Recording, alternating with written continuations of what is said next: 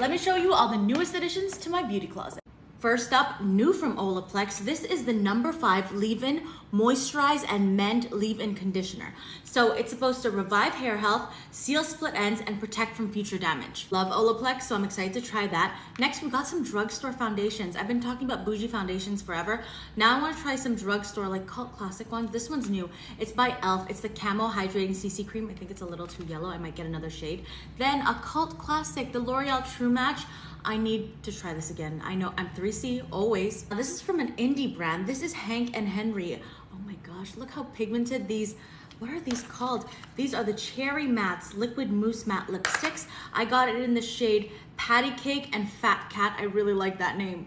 I know you remember the Anastasia Beverly Hills contour kit. This is exciting. I need to do a video on this and I need to try it out again. This is new from Dior. It's a blush and a highlight duo. Very excited to try this. I got in the shade 257. Then from Mercier, I got the translucent pressed powder in ultra blur. I wonder if I'm gonna like this. I don't know. Let's try it out soon. I keep seeing this. This has been out forever, but I keep seeing people use it, so I got it. This is the Refy face primer. It's the Glow and Sculpt. I don't know. We're gonna try it out, maybe in a video, maybe if I am excited enough about it. But yeah, that's all the new stuff in my collection. What are you most excited to see? Let me know.